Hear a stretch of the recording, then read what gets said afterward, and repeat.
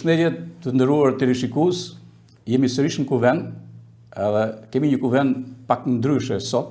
Në fakt meqense se kemi një atmosferë që sapo vjen dhe po nxehet sa i përket fushatës elektorale për votimet e 11 majit, normal që edhe kuvendi nuk mund të ikë kësaj fushate, por do ta këndvështroj mundësisht sa më mirë, sa më racionalisht dhe sa më objektivisht. Ka shumë rëndësi kjo. Do t'jenë të ftuar her pas here nga formacionet e ndryshme politike. Do doja që të kishim edhe drejtuesit politik, sidomos të dy partive të mëdha, por e rëndësishme që të kemi informacione të cilat krijojnë spektrin e fushatës në qarkun e Lezhës, pra spektrin e gjerë, se pak të spektrin nuk mund të kuptohet një fushat politike. Unë kam nderin që të kem këtu në studio një mik timin të hershëm, edhe do ta titulloj kështu: Rikthimi i kaubojsit. Këtu kam Eduard Noze. Eduard, mirë se erdhe. Mirë se u gjetëm. Në kuvend, besoj të pëlqen me kuvendu, ha? Absolutisht, është titull më i bukur që kam pak në këtë studio. Sepse ty të lidh pak a shumë kuvendi. Ke parasysh kuvendi e Bajrasheve të dikurshme kështu. A ke lidhje me ndonjë Bajrak, a ke ndonjë lidhje me ndonjë në gjenezën tënde? Vi nga një familje që kanë pas vulën e Bajrakut Manatis, paktën 5 breza. Dhe i fundit ishte Indjeri Babaj, që ishte plaku i Manatis, në kohën e demokracisë. Por gjithsesi është një titull që këto krahina kanë pas nder të jesh pjesë e një iniciative të tillë dhe një kuvendi, sepse kuvendi ka qenë parlamenti i sotëm. Absolut. Tani ti ke provu përmes gjenezës, ke provu domethënë parlamentet e hershme në kuptimin e arkives, po them për shumë, mentale që ka ardhur vazhdimisht, domethënë arkive që vjen gojore dhe e trashëguar, por ke provu dhe parlamentin. Pastaj ke provu dhe parlamentin e kohëve moderne, domethënë. Kështu që në të dyja këto, me sa duket, kanë shërbyer sigura bashkimi për të krijuar fizionominë e një personi që pse jo, duhet të jetë në politikë, po përmes kuvendeve dhe përmes fjalës urtë. Nuk mund ta barazoj parlamentin me kuvendin, sepse në këtë lloj fraze kuvend kanë qenë mbledhur me të vërtet patriotë burra të jashtëzakonshëm që kanë ndërtuar kom, kanë bërë histori. Mirdita në kuvendet e Mirditës kemi arrit më larg njërin pushtuesit më të mëdhenj asaj kohe, që ishin Osmanët, turqit. Kurse sot ky parlamenti i Shqipërisë, që unë kam qenë pjesë e parlamentit, nuk e ka këtë titull të nder që të jetë i barabartë me kuvendin. Kjo është e pa diskutuar, sepse në atë sallë, arritja që pata në sallën e parlamentit ishte tepër emocionuese, sepse mendohej se do hinja me të vërtetë në një tempull të demokracisë, në një vend ku ka me të vërtet kuvend për popullin, për kombin, por ishte totalisht e kundërta, sepse ato njerëz nga mjesit deri në darkë bëjnë vetëm pazare kundër popullit dhe s'është kuvend, është një zyrë administrative e korrupsionit. Dole gjysmë i zhgënjur, domethënë. Dole totalisht i zhgënjur. Totalisht i zhgënjur. Dhe shpresoj që asaj sallë të jepet dinitet me 11 maj. Shiko, tani në pamjet parë, kur të shohin njerëzit ti e një, edhe në pikpamjen e dukurit, domethënë, të pamjes shumë vjen ndryshe. Ngaherë, a di si po mendosha, në fakt, pra ne e thashte rikthimi i kaubojsit. Duket sigur një kaubojs apo një sherif në qytet, si puna e Donald Trump. Në fakt, ty duket veja si një lloj kaubojsi që je në qarkun e Lezhës tani? Është i diçka që ngeli dhe si pjesë kostumit tim tani kjo pjesa e kaubojsit, por është me të vërtet ka nevojë Shqipëria për një sherif, ka nevojë qyteti i Lezhës patjetër ka nevojë për një sherif, sepse ky vend është ndërtuar më tepër nga kjo pjesa antiqytetarisë dhe antipolitikës. Dhe mendoj se, jo mendoj, po jam plotësisht i bindur se ky qytet ka nevojë për një sherif të drejtë për të qenë përfaqësues i tyre në Parlamentin e Shqipërisë. Je shpreh dikun dhe thua kështu që në 100 vite, kur hyren në parlamentin shqiptar, në 100 vite, është hera parë që vjen nga emigracioni, pra si një përfaqësues dhe një zënë real për të hyrë në parlament. Kjo ishte se thoje nga sendimenti i qenit emigrant për vite, apo ishte një realitet i prekshëm dhe pak a shumë, pastaj do më sqaroshte. Sot kemi votën e emigrantëve, për herë të parë votohet. A ke qenë pjesë e këtij ndikimi, e këtij lobimi që të merret parasysh votimi edhe në emigracion? Unë të thëmë të drejtën që kur njofa realitetin e Parlamentit të Republikës Shqipërisë, e thash me plot bindjen që në 2015 kur hyna në parlament, që Shqipëria do i kthehet demokracisë vetëm ditën që emigrantët do të kenë rastin që të votojnë. Ditën që emigrantët do të jenë pjesë e garës në këtë parlament. Dhe me të vërtetë, ne si koalicion Euroatlantik, ne kemi 50% të kandidatëve kemi emigrantë në gjithë Republikën e Shqipërisë, por vetëm në Qarkun e Lirës janë 3 emigrantë që vijnë. Njëri është nga Greqia, Sander Prenga, një vjen nga New Yorku, që është Prel Dede, dhe unë që jetoj në Milano prej 30 vitësh, që isha dhe pjesë e parlamentit 2015-2018. Dhe vota e emigrantit, sot 2 forcat politike po luajnë në mënyrë të pistë me votën e emigrantit, sepse ti thush emigrantët sot na jepni votën kur ti ke detyruar të largohen në këto 30 vite, sepse s'keni bërë asgjë për këto qytetarë dhe janë detyruar të largohen sepse papunësia, arsimi i shkatruar totalisht, sepse kur dush me shkatruar një kom ti shkatroj arsimin. Kjo është pika parë për me zhduk një kom. U mundon pushtuesit për 500 vjet dhe arsimin e mbajtën nëpër zonat fshehta, në zonat thellë dhe i mbjetum kësaj pjesë duke ruajt kulturën dhe arsimin. Sot arsimin e kanë coptu, sot shëndetësinë e kanë coptu dhe familje shqiptare, duke mos gjetë një të ardhmë për fëmijët e tyre, janë detyruar të emigrojnë. Dhe të shkosh tani dhe të thush na jepni votën se ne du t'u japim pasaportën europiane, kjo është një tmerr i vërtet që nuk kanë fytyrë dhe s'kan asnjë lloj logjike dhe asnjë lloj kriteri këta njerëz nga paturpsia e tyre që të thonë tani emigrantëve do t'u japim dhe pasaportën. Unë jetoj tash 30 vite në Itali dhe teknikisht mos më duhet pasaporta europiane. Mu tani më duhet me të vërtet pasaporta shqiptare që të vinë në vendin tim dhe të integrohem tani në vendin tim. Dhe kjo është e pamundur sot për emigracionin. Sepse falë 2 forca politike që në këto 33 vite, 15 vjet njëra edhe mbi 15 vjet tjetra, e kanë detyruar popullin dhe po ta marrësh në 12 vitet e fundit janë larguar 1 milion shqiptar nga qeveria Rama. Dhe sot ai kërkon votën. Mendoj se emigracioni dhe po vazhdon të votojnë sepse është sapo u kanë arrit zarfat. Ta mendojnë 2 herë këtë votë. Sepse kjo votë do të jetë me të vërtetë për të ardhmen e tyre nëse kanë dëshirë një ditë të kthehen në këto. Vota është me të vërtetë për këtë pikë. Duan të vinë këtu, të votojnë numrin 4. Nëse ato duan të rrinë përsi në emigracion, e kanë alternativën, sepse alternativa është 33 vjeçare, të votojnë zotin Berisha, zotin Rama, dhe ato s'do kenë shanse që të kthehen këtu as si turist, sepse këtu do të kthehet në një shkret të tjerë. Janë fshatat tana, zoti Gjergj, që janë mbyll, pra turizm malor s'ke. Ato historie 100 fshatrave, që kjo qeveri nxori gjë për 100 fshatra turistik. Në Qarkun e Lirës janë boshatis 100 fshatra, po jo se janë përmirësuar 100 fshatra. Një histori e dështuar, një projekt i dështuar. Projekt i dështuar, po i planifikuar. Kjo është një planifikim 33 vjeçar.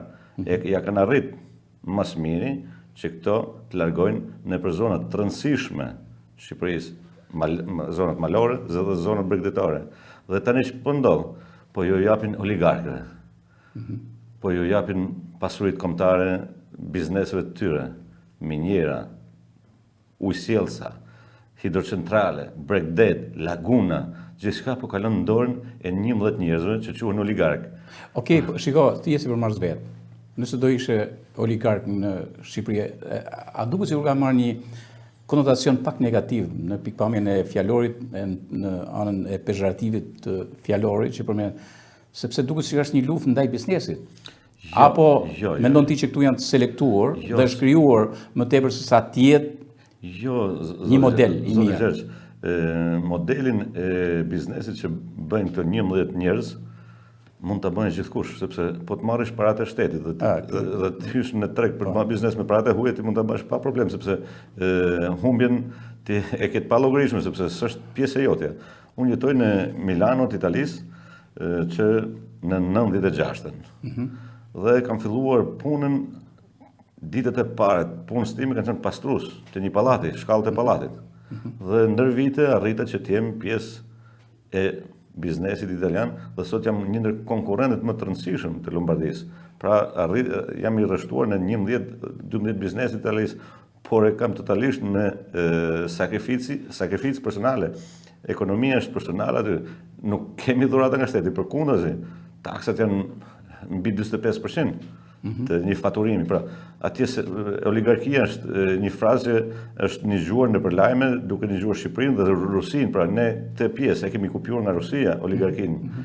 Nuk e ka asnjë qytet, asnjë shtet ku ne duhet të integrohemi, që është Bashkimi Evropian dhe janë mbi 27 shtete, që mund ta konceptojnë idenë e oligarkisë, sepse biznesi nuk ka lidhje me taksat e qytetarëve. Përkundazi, biznesi është një taksapagues i jashtëzakonshëm për qytetarë, sepse një biznes është i bazuar nga populli, sepse punën do e bëjnë qytetarët. Pra ti je detyruar të paguash taksat e pensionit, të paguash taksat e shëndetësisë, taksat e fëmijës, sepse paguan biznesi këtë punëtorit në Shqipëri, në Itali. Kurse Shqipëria, të 11 biznes, marrim Zamirmanen. E ka në koncesion gjithçka dhe shteti është ortak mbi 50%. Pra, dhe po ti shofish këto bizneset e këtyre oligarkëve në fund mandateve të tyre kur ndrohet një pushtet me tjetrën, dalin me humje. Po duke dalë me humje me taksat e qytetarëve, sepse vjedhin taksat e qytetarëve, Armo, merr armën. Sa biznesmen e kanë kaluar armën? Taçi Oil, ky tjetri, dhe gjithmonë është një biznes me humje. Dhe nuk merr asnjë mas për shkak shteti. Po të ndodhë një biznesmen i vogël që faturon një shifër 100 milion lekë vjetra dhe nëse s'pagun 1 milion lekë taksa, i mbyllin llogarinë. I bëhet reprezali. I bëhet reprezali. Kurse këtyre s'paguajnë asnjë taks shtetit, asnjë taks punëtorit dhe i jepen këto PPP të famshme. Pra kjo është pjesa e oligarkisë. Pra këto biznesmen funksionojnë duke marrë pasuritë kombëtare, duke mos paguar si taks dhe duke marrë nga buxheti i shtetit që janë taksat e shqiptarëve. Kjo quhet oligarki që Shqipërinë sot e kanë pushtuar 10 nga këta. Dhe teknikisht Parlamenti i Shqipërisë mlidhet me bën ligje sipas kriterit që këto biznesmen japin indikacione për Ministrinë e Energjisë. Unë kam qenë pjesë e parlamentit dhe kanë ndodhur disa herë që të ndërhyn biznesmen që thonë na nxjerrni këtë ligj, na bëni këtë. Pra, duke ndërhyrë këta oligark të kryeministri sot është i punësuari i këtyre oligarkëve, i detyruar të përgjigjë sepse në pushtet ato po marrin. I detyruar të bëjë ligjin sipas kriterit të biznesit që ato po ndërtojnë. Merr Thuman Kashar. Një autostradë që në bazë shifrave kalon 260 milion euro, 26 kilometra. Ku shkojnë këto lek? Sepse unë kam bërë disa projekte në Itali në autostrada. 26 kilometra mund shkojnë ke 50 milionerësh, 60 milionerësh, sepse po bën një autostradë në fushë, s'ka vepra të kushtueshme, s'ka ura, s'ka tunele. Pra ti pushtron zhavor që e merr pa lek Milot, sepse ne shohim që Miloti ka lumi mat ka ra me 5 metra, se shohim urën e Zogut që është e qartë që është gati në fundos. Po. Dhe është edhe një batut shumë e bukur që kjo qeveri në 12 vite se arriti të pushtoj urën e Milotit, jo të pushtoj miqditorët. Pra ai premtoi se do t'i jepte një shans urës Zogut, por jo, ai sa arriti të mirëmarrë një urë që është historike për këtë zonë. Okej, një nga arsyet që Edi do në me qenë në parlament është kjo se, si thush, ndjef ato skemat e nëndheshme që funksionojnë në parlament, ku ligjet bëhen të dedikura, paka shumë. Nga i herë, ligjet që i përmen, unë nuk jam se jam kundër biznesi, absolutisht, edhe si gazetarë dhe shumë. Absolutisht. Bile sepse punësojnë njerëz dhe japin, në fund kjo është ekonomia tregut, edhe ana tjetër është ndikimi nga i herë të botskrimit. Ana botskrimit shpesh herë edhe në shtetet cilët janë pothuajse vulnerabël sa i përket shtetformimit, në shumë shtete domethënë është ndikues bota e krimit në ligjbërje e tjerë. Kështu që ti e njeh këtë fushë, duke qenë se ke një eksperiencë. Po shiko, du me thënë diçka. Shpesh herë njerëzit konceptojnë, ha mos e Edi një pa shkollë që do me hyjë në parlament, një pa shumë njërë tjerë. Atë ka qenë një lloj bullizimi politik ky që ta kanë bërë? Jo, sepse këtë lloj batute nuk e kam nga qytetarët. Po nga kush? Këtë lloj batute e kam nga tash i quajnë patronazhist, sepse në kohë të Partisë Punës, që ti e ke kalu këtë histori, e ke mbjetu, në atë kohë quheshin spion. Sot u kanë vënë një titull modern, quhen patronazhist. Dhe janë njerëz që nuk e kanë konceptin e politikës, janë aty për të thënë një frazë që jo japin me të shkruar me mjes dhe kanë për të thënë nga mjesi deri në darkë gjithkujt. Po, s'ke pas problem. Kjo është e gjitha. Okej. A di pse? Jo, se du me thënë një gjë, edhe për publikun, du të them diçka domethënë. Edhe këtu do më lejosh mua që të bëj unë një përshkrim. Sepse një fëmijë që shkon 14 vjeç në emigracion e tjerë me radhë tani ka dy mënyra, ose do të rrije, ose do të vjedhë, ose do të punojë punë të thjeshta, ose mund të rrije thjesht me vetën e vet, me familjen, me diçka tjetër me radhë, ose do të rritet. Tani Edi ja bën pjesë kjo pjesa e parë, apo është ai Edi që është rrit në emigracion. Dhe unë do të bëj një enumeracion gjanash, pak a shumë t'i them, që në vitin 96 që jeton në Milano të Italisë deri më sot, e ku ka kriju një biznes suksesshëm. Në vitin 2007 filloi studimet për gjeometër në shkollën teknike profesionale Lucia Pacioli në Itali dhe i mbaron në vitin 2012. Në vitin 2016 ka filluar Universiteti i Inxhinierisë në Universitetin e Milanos, Itali, si inxhinier struktural dhe ambientalist në UPM, Università Popolare Milano, e mbaron në vitin 2019, jam i saktë. Në vitin 2012-2014 ka bërë praktik punës si gjeometër në sistemin italian master në terren në përkantire. Në vitin 2010-2011 po ashtu ka kryer studime për strukturat metalike e nevojshëm për kualifikimet e vazhdueshme në sektorin e ndërtimit. Në vitin 2009-2010 ka kryer shkollën për zjarfikse, emergjencë shtetërore, respektimin e masave teknike. Pra ky është një shkollim i vazhdueshëm linear për të qur aty ku sot është Edi dhe pranej ke edhe disa çmime. A mund t'i përmendësh ti apo t'i përmend unë? Disa çmime që t'i janë dhënë dhe i ke marrë në Itali. Dhe ky është Ed Noci. Me këto çmime që gjithsekush do t'i kishte privilegj të jashtëzakonshëm dhe çdo deputet në Shqipëri që s'arrin dot kurrë me i marrë këto çmime. Vitin 2008 merr nga Ministria e Punës dhe Zhvillimit Ekonomik të Italisë çmimin e shoqërisë medalje Ari Italia che lavora. Italia që punon. Që punon, bravo. Në 2010 merr nga Shoqata për Drejtat e Njerëzit IGFM çmimin për kontributin e dhënë mbrojtje të drejtat të emigrantëve shqiptar italisë. Është shumë e rëndësishme kjo. Prandaj ke drejtën ti të kërkosh vota emigrantëve. A kupton ti se i ke mbrojtë të drejtë para se marr në fushat elektorale. Me rastin e 99 vjetorit pavarësisë merr minjojë nga Ambasada e Republikës së Shqipërisë në Rom për kontributin e dhënë për emigracionin. Pra ambasada ka vlerësuar në 2010. Hala pa fund politike, nuk e çet. Që më është dhënë kjo çmim nga kryetaria e Kuvendit italian, asaj kohë Irene Piveti. Po. Okej, s'kishe hyrë akoma në politikë. Ja. Isha atje. Në vitin 2008 Ministria e Punës italiane dekoron me medalje të artë për një ndër 10 bizneset ku ndosej konstruksion SRL, më të suksesshëm në Lombarditë të Italisë.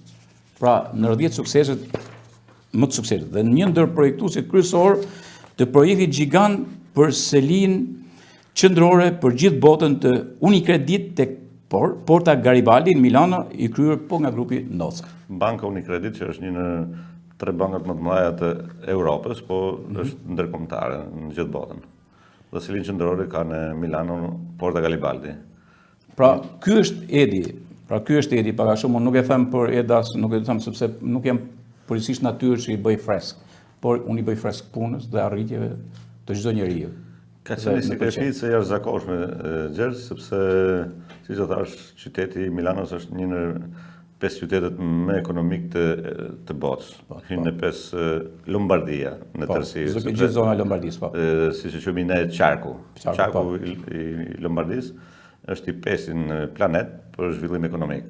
Dhe ti jesh i suksesshëm këtë do thotë se duhet të kesh aftësi të jashtëzakonshme sepse atje s'kemi asnjë mik dhe asnjë ministër apo si ndodh këtu sepse këtu si biznese e suksesshme janë kur është lidhur me ministrin ose me kryeministrin ose me kryetarin e bashkisë. Aty e shohin suksesin, jo tek vetvetja. Pra ai është një në qytetet më të pa imagjinueshëm dhe nuk është vetëm Eduard Ndoci i suksesshëm. Ne kemi shumë biznesmen edhe lezhjan që janë të suksesshëm në Lombardi, po nga gjithë Shqipëria, sepse po ta marrësh Italinë, ka 64.000 biznese Italia që janë shqiptar. 64.000 biznese shqiptare. Imagjinoj po të ishin në Shqipëri këto. Po të ishin në Shqipëri këto, do ishte Shqipëria një Zvicër, por do të marrësh në punën e tyre, dikush ka restorante që janë shumë të suksesshëm, dikush ka një punist, dikush marangoz, dikush po e qartë, të ndryshme, po të suksesshëm.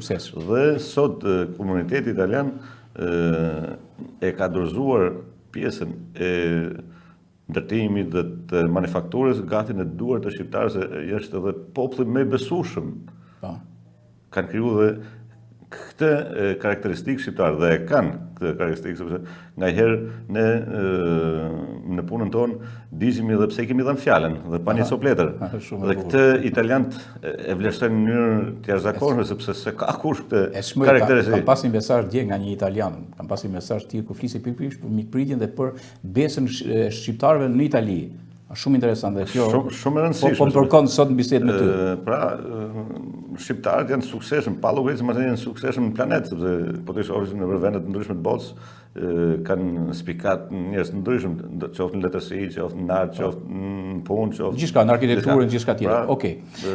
Atëherë do të ndërpresim pak kjo pjesa e parë me Eduard Ndoci, ishte kënaqësi që folëm me shumë sinqeritet tu në Kuvend, edhe për t'ju thënë që në Kuvend ju mund të ndiqni tek platforma e Netsus.com, të ndiqni në Kapëllore, që kjo platformë është në gjithë qarkun e Lezhës, por është edhe në zonën e Fusharzit, Pugës dhe në shumë fshatra të tjerë, dhe mund të ndiqni aty, mund të ndiqni edhe përmes YouTube-it, edhe në portalin që ka Acrolis TV, pra si kanal do të ndiqni hapeni Acrolis TV.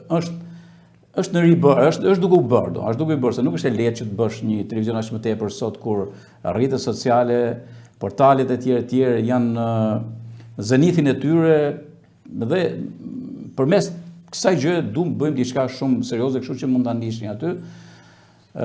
Ndërkohë kalojmë një spot publicitar, edhe rikthehemi sërish me Eduard Ndoci.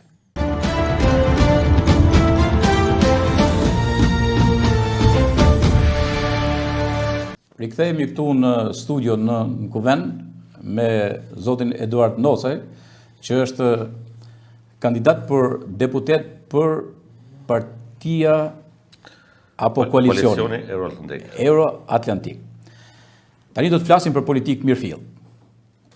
Domethënë, koalicioni Euro-Atlantik. Në fakt, duket sikur Edi ti ke bërë një kapërcim të ylberit politik. Pak shumë, sepse kur erdhe nga Milano, ti angazhuar në 2013 më duket, i angazhuar me Partinë Socialiste. Dhe ke qenë në Shtatshën, në Shtatshën atëherë?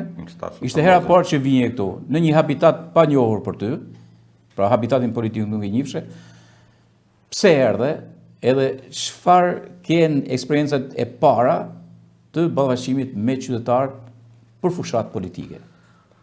Unë mund të jem i vetmi kandidati 33 viteve që paktën nuk kam net pasportet për të regjistruar deputet. Si që kanë bënë gjithë, që sot që i shefat ato 3 muajt e parë i kem pasport partisë, sikush me mu më kanë marrë nga Milano, më kanë prunë fakt deputet kjo forcë politike asaj kohe. Kush mori nga Milano? Zoti Rama, patjetër, vetë direkt Milano dhe më ka takuar. I kemi bërë edhe një takim atje politik. Bile i ka takuar që tjetë të shtunën e pashve të asaj kohe, që erdhi nga prishi dhe pashë, në fakt, sepse e ka linë për me prish diçka. Po prishi diçka, po ty të ndreqi. Por duke pa dhe pjesën e suksesit, takimi erdhe në mbi 2000 njerëz, mori dhe më futin në garë, duke thënë gjitha rregullat si forcë politike, sepse ishin njerëz që kishin kontribuar shumë vite te Partia Socialiste dhe ngelen, dhe kjo është e veçanta e arrestimit politik. Pra, më kanë bërë deputet asaj kohë, sepse edhe se njihsha edhe si fushë, si që tha vetë. vjen masenej edhe mëson diçka avash, porque kjo është një situatë që t'jep atë kohën me mësu. Dhe hynja tek rilindja asaj kohe, sepse e qunë të rilindje, as sot si thot Partia Socialiste, thot rilindje, ishte sepse mas sa kisha ndjek politikën, Zoti Berisha kishte mbyll ciklin e tij bëhet politik. Kishte kaluar në një status korrupsionit lartë me Ilir Metën, bloku në dorë, shumë ngjarje të jashtëzakonshme që kanë ndodhur në këto deri në 2013, sepse po ti marrësh në sinkron ngjarjet e Berishës, sa ka qenë pushtet, janë trishtuese, janë lufta me Kosovën që furnizoi makinerinë e Kosovës me armatime me naftë duke thyer embargun e NATO-s se bota donte të çlironte shqiptarët e Kosovës, ne furnizoshim armikun e shqiptarëve që ishte Serbia me naftë me armë, pra qeveria shqiptare e Berishës. 97 është një ndër katastrofat më të mëdha që i ka Shqipërisë lufta civile, armatimi i popullit që sot ne shohim krime të ndryshme, plagë të ndryshme që lindin, sepse është gjithë populli armatohet, gjithë e kanë. Mirë, okay. Për shkak këtyre ti u bini që tani po ta marrësh familjen shqiptare, Gjergj. Po ti kërkosh armatim, i ka gjithë armë shpejtë, po ti kërkosh vegla punë s'ka. Mund të ketë vetëm i kazë, majkmes, po s'ka tjetër shqiptari në shpeja. E qartë, po dikur kishte, jo sot është më lehtë. Sinkronimi i Zotit Berisha mendova se ky do të largohet dhe të kemi një rotacion. Po, okay. Pra ti për shkak rotacioni erdhe këtu. Unë bindjet nuk i kam pas kur, sepse ditën e pasur. Jemi me familje përsekutuar. Dihet kjo. Por gjithsesi kontribute për pas një rotacion e kisha me pasionin më të madh për vendin tim. Ndodhi ajo që ma kishin thënë gjithë, sepse këto nuk janë për rotacion, këto janë ika nga shiu e përfundova Mbreshën. Përfundova Mbreshën, mbrapa. Absolutisht. Po jo direkt, jo Mbreshën direkt. Unë me zotin Rama ne jemi ndarë që në vitin e parë. Kemi pas konflikte të jashtëzakonshme. Po i minut se vitin e parë nuk ishte deputet. Jo, për plasje thash. Po për listë, a ishte në listë? Isha në listë. Ku i sati ishte në listë? Isha në 6 në listë. Dhe po ta marrësh fushatën e 2013-s, ka qenë totalisht gati një fushatë e bëm nga stafi Eduard Nozi, sepse po pra, se solli pak risiti në pak një fushatë. Maj me ato makinat e shumë atje, ha? Dhe sigurisht u fituan zgjedhjet, ne në Lezhë humëm, sepse Partia Socialiste humin Lezhë, sepse mori vetëm 2 mandate, sepse stafi ishte me të vërtet cop, desa isha unë që s'kisha asnjë eksperiencë politike, më e rëndësishme kuptoj se si ishte pjesa tjetër. Dhe kjo ndodhi ajo që unë kisha thënë në disa takime me kryeministin aktual që ne i humim zgjedhjet në Lezhë, sepse ishte me të vërtet. Se ti ja the copë në sy që i humim. I humim zgjedhjet. Se kjo është se pjesa tjetër e deputetëve thoshë marrin dikush të marrin 3. Jo, ky lloj politikani deputet nuk ekziston sot. Vetëm fresk. Fitojmë kaq. Sa i kishin thënë Ramës fitojmë? Ne marrim 2 mandate, rrezikojmë me marr vetëm 2.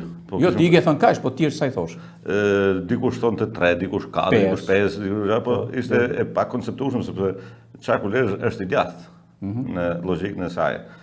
Qytet është një në qashtet më të sulmuar nga ish komunizmi, diktatura, mirë ditën e ka sulmuar në çdo lloj aspekti, patjetër se urrejtja ndaj një force lindur, pavarësisht se unë s'kam arrit të kuptoj se cila është e majtë e djathtë, sepse mund duken dy një lloj, teknikisht duke qenë se Berisha ka vazhdon të ketë. Nëse gjua makiaveliste pastaj ndan bën shumë bëllaj se lingvistika e gjuhës shqipe është. Unë thash marrim vetëm 2 dhe kam përshtypjen thashë se do dalë edhe unë. Po. Dhe më pyeti se ditën se ku jam listë, tha po ti tha ku je se kujtohet se jam i dyti, thash jam i dyti nga funi, thash po i ke bërë gjithë punë. Nga funi, si the? Do dalëm to? Gjithë punë thash i ke bërë për smrap, do fillojmë nga funi. Do fillojmë nga funi. Edhe që jam unë aty, i the. Ata janë ndodhi sepse siç e dini kandidatët e Çarku Lezhë u larguan nga drejtësia njëri mas tjetrit. E çfarë, po do ma thoshte se ka i detaj, ne po bisedonim pak me Edin aty në kafe, po shumë i mirë, ma thuj pak fabulën kur ja ke thënë dhe si ndodhi, pra kur i ke thënë dhe kur ja ke thënë Ranëm si shiko, unë do të dal deputet. Në çfarë veni ishe ku ja the? Ne ishim në restorant vet, ishte një drek, mbyllje fushatës dhe gjithë po jepnin ato se po pyeste se si është Çaku, se e kishte informacionin dhe se nuk do fitosh në patjetër sepse ishte i shqetësuar. Por shqetësimi kishte marrë sepse fushata kishte marrë, ishte 2 ditë të fundit dhe s'kishte çat shqetësohesh më tani. Çka kishte ndodhur. Dhe gjithë thanë numrat e vetë, thash Edhe ishi kryesor aty në drejt. Këtë kandidatët. Ajo dhe ti drekën apo? Jo, nuk e di kush e ka paguar sinqerisht. okay. Është e vetme drejt që nuk di kush e ka Nuk e paguar. ke, se di. Po ndërkohë që Dhe ishi sajdisna të tavolinë e madhe ta këtu ishte kështu, po. spektakël sepse Spektakël. po pritej kryeministri i jashtëm se teknikisht rotacioni po ndodh në gjithë Shqipërinë.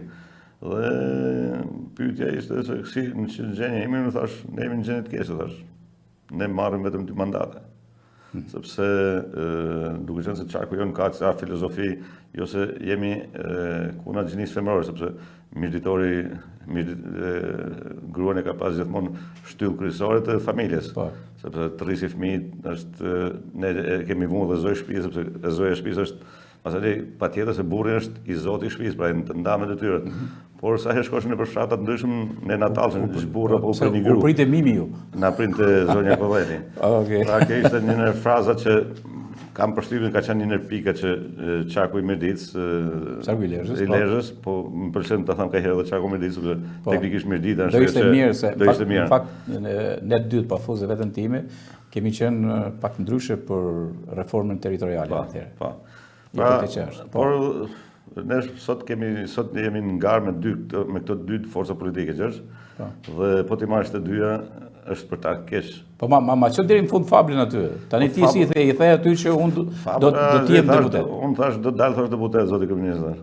Si tha del tha ti deputet? Unë dal thash sepse ti dërm sot i ke bërë gjitha për mrapsht. Po. Dhe mendoj se dhe Lezhë do të hyjë nga mrapsht, sepse unë jam i dyti nga funi thash. Sepse ishe i gjashti. Thash kam përshtypjen të dal. Ndodhi me të vërtetë që mandati shkoi te i Zoti, sepse ai që kishte bërë punën i shkoi mandati. Dhe erdhi mandati. Dhe erdhi në vitin 2015 në mandatin e të nocim parlamentin shqiptar. shqiptar. Shqipërisë dhe paraqitja në parlamentin shqipërisë ka qenë një paraqitje më veçantë sepse gjithë mendoshin se ky do jetë deputet i Partisë Socialiste, unë thashëm deputet i Partisë Demokristane. Thashë edhe ishte ajo batuta në Arnok se deputetët ne na vinë nga qielli. Dhe unë thash po, e vërtet thashë unë me avion erdha nga qielli rash. Mirë, shiko tani, ka një gjë, në atë kohë ti ishe deputet i Partisë Socialiste, ke ne në linjën politike, po them për Partisë Socialiste, po ishe ke demokristian, sepse më vonë ke e përmena pa atë kapërcimi i liberit politik, sepse realisht ti pastaj e marrë me demokristian. Pra dhe ke 2 formacione demokristiane, që ke bën një përbashkim atëherë, ishte një parti që kaloi gati në latencë, edhe ti dhe energjinë, po në fundi dhe edhe numrat. Se në politik janë numrat që vendosin. Okej, çfarë ndodhi domethënë me Edin deputet në atë kohë? Ku ishe ti? Sigurisht, unë me mandatin që më dhanë qytetarët e Lezhës tek një forcë politike, unë nuk e trahtova sepse njeriu duhet të jetë mos minjos i qytetarëve. Unë mundohet të jem deputeti më koherent në Parlamentin e Shqipërisë sepse e kam përdor mandatin që kjo forcë politike ta ketë në dispozicion vetëm nëse është në dobit të qytetarëve. Dhe kam qenë me të vërtetë zëni më kritik në parlament kundër qeverisë dhe kundër kryeministit. Dhe shumë ligje si kam votuar, siç ka qenë ligji i pronave, siç ka qenë ligji i mbetjeve, siç ka qenë shumë ligje të ndryshme kam qenë kuna. Për drejtësinë që zoti Gjava bani ligj të gabuar, kam qenë kuna dhe se kam votuar. Në votimin e fundit që kam bërë në Parlamentin e Republikës së Shqipërisë, që ishte falja për amnistia për të burgosit, kishin vënë në listë të burgosëve një pjesë shumë vogël për të nxjerrë nga burgu. Dhe po ti marrësh, ishin më shumë dilshin ato që ishin marrë me nej trafik me nej gjatë tjetër se qytetarë që kishin hyrë për energji elektrike, për një patent, për një gotraki. Ato çka ishin atë sepse ato si kishin 5.000 euro me pagu dhe unë s'pranova ta votoj atë ligj dhe pa votën time skalonte. U fut në burg gjysa e Shqipërisë. Dhe skalonte ai ligj nuk kalonte pa votën time sepse mungonte një vot. Dhe kam votuar në 12 natë, masi kemi integruar dhe këto dhe nga 420 qytetarë që ishte planifikuar dalin, ka dalë 780 dole. Atëherë gazetet e patën thënë se deputeti Ndocaj ka nguli, por ishte votimi i fundit që unë i bën të mirë disa qytetarë që ishin abuzivisht në edhe i tjetër, një deputet në karrierën e vet tjetër, që mban shënuar një nga votimet që janë më emocionante, më shërbyese, domethënë, më shënon në historinë e një kombi, në historinë e një populli, në historinë e një vendi parlamentar, me republikë parlamentare.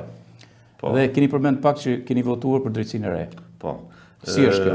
Ma më thuj pak Kjo detaj. është një në ngjarjet më të rëndësishme të jetës time. Sepse Se ti unë jam edhe deputeti i parë i dekriminalizimit. Në fakt që kam hyrë për ligjin e dekriminalizimit që u largu zoti Ndoka dhe erdha unë. Edhe ardha ishte e tillë. Ardha ishte e tillë. Dhe ligji i asaj nate është një histori me të vërtetë jashtëzakonshme, ku na rrethuan ambasadë amerikane, kishte urën që ne mos dilshim nga Parlamenti i Republikës së Shqipërisë pa bë votimin. Pa marrë votimin. Dhe ka qenë një kërcënim i hapur që është jepur disa deputetëve nga Shteti Bashkuar të Amerikës, duke i kërcënuar dhe me arrest një ndër ata dhe u arrit që të votohet me 140 deputet. Po. Mund të jetë për shembull hera parë që votohet. Që votohet me kaq. Pro qytetarëve. Pro qytetarëve. Për si e thua? Se ka gjë se të bëhet ma thush momentin emocionues që ke përjetuar ti kur ke votuar. Desha të dalë aty. Po, okej, më dil aty dhe pastaj do të pyes i gjë tjetër. Kjo është vetmi ligj që është votuar me 140 vota që është totalisht pro qytetarëve, sepse këto kanë votuar disa ligje me 140 vota, por për me ngrit rrogat e veta 100% kanë qenë gjithmonë dakord. Po. Me ngrit taksat kanë qenë gjithmonë dakord. Pra kanë gjitha. Por kjo ishte tamam për qytetarë. Kjo ishte tamam qytetarë dhe kanë disa fraza të disa deputetëve, se s'po përmend emra se s'jam vlen, por se janë ish koleg, por një shumicë e madhe të deputetëve që po pinim kafë që thoshin është hera parë që votojmë me Himburg ne. Ashtu, se këtë desha të pyetur mirë që më dole. Dhe kjo është trishtimi që unë kam pas atë natë dhe gëzimi bashkë, sepse trishtimi të shohësh kolegët që e dishin se çka kanë bërë këtij populli. Po. Dhe e dishin se ku do përfundonin dhe spaku. Dhe të votosh për veten tënde me Hymburg. Kupton ti? Ndërsa ti ishe i qetë. Absolutisht. S'kishe gjë ti. E qeshme imi ishte sa trishtueshme sa e gëzueshme, sepse po e qartë, kjo ishte ndjenja njerëzore kundrejt një kolegu tjerë. Jo se do Hymburg, sepse kush meriton të shkojë atë, unë kam përshtypjen se unë s'ndjej asnjë lloj trishtimi për atë që i prish jetesën dikujt tjetër për në jetesën e vet. Aq më tepër kur je përfaqësues i një. Dhe aq më tepër që ai të ka besu. Bravo. Votën që ti gjëja më shenjtë në një shoqëri demokratike. Është për këtë s'kam asnjë lloj ndjenje dhe mëshirie, vetëm gëzim. Kjo është e padiskutuar. Por i trishtuar sepse Gjergj me të vërtet, ditën e parë që kam qenë aty, mendova se ky është me të vërtet vendi ku mund të bëjmë diçka, unë si Eduard mund të bëj diçka. Jam munduar me atë mundësinë time sepse sa gjëra personale i kam arritur dhe me ekonominë time duke ndihmuar qytetarë të ndryshëm, qoftë për shëndetësi, qoftë për ndaj ndihmë të vogël, sepse ti s'mund rregullosh hallet e njerëzve me xhepin tan, sepse kjo është e paarritshme. Por disa gjëra ngelshe i kryzuar, përse s'mund t'ju largosh për një shëndetësi apo për një ndihmë qoftë, sepse këtu kemi një pjesë të madhe të popullsisë që vujnë për bukën e gojës. Dhe të shohësh këto njerëz të përfaqësues të qytetarëve që thonë se kemi votuar për të Hymburg, do thotë se aty është salla më e trishtueshme që mund të jetë ndërtuar ndonjëherë. Vendi më i trishtueshëm që ti mund të kesh qëndruar në atë sallë me njerëz që kanë abuzuar kaq ashpër me qytetarët dhe produkti është, sepse ne sot kemi 50% të qytetarëve të varfër. Kemi 60% të qytetarëve të larguar nga Shqipëria. Kemi pensionistët që sot marrin një diçka të paimagjinueshme, 200 euro, 150 euro, mujt, që u duhen vetëm ilaçe këto, pa llogari se janë 60-70.000 lekë drita, apo 20.000 lekë ujë, apo taksa bashkisë, apo taksa toks, apo i diçka që kosto minimal jetesës në një qytet si Lezhë është 600-700 euro. Dhe ti jep 100, jep 7 herë më pak. Unë kam një shembull personal. Ka 4 vite që baba mungon, sa rriti ta marrë pensionin në Itali, por nana ime merr pensionin në Itali tani. Në Shqipëri merr 160.000 lekë, Italia i ka dhënë 720 euro. Ja, kjo është. Që s'ka punuar si ditë në Itali. Kjo është. Pra i ka dhënë minimumin jetik në Itali, sepse kaç është minimumi jetik, sepse në Itali një pensionist qeran se pagun. Në Itali një pensionist ilaçet si pagun.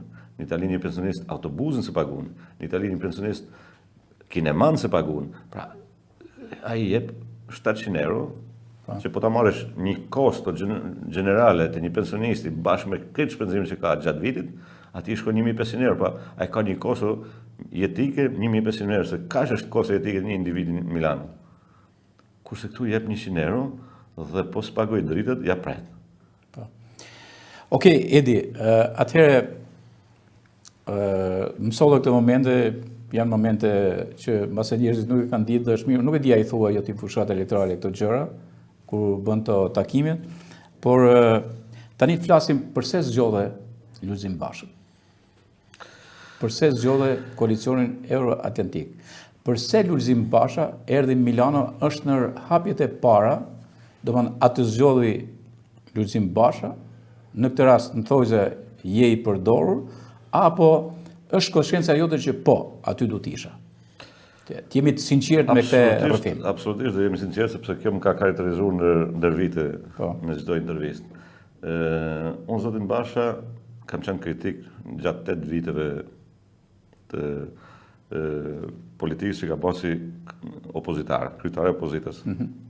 Dhe me të vërtet, jo se kam ditë se zoti Basha nuk ka qenë kryetar i legjitim i opozitës, sepse në ndërthojza ka qenë Berisha. Opozitën e kupton edhe sot tani çdo, edhe një fëmijë kupton se e ka drejtu Berisha sepse e sulmoi Partinë Demokratike, sikur ka sulmu Ballaban Pasha Kalane Krujs.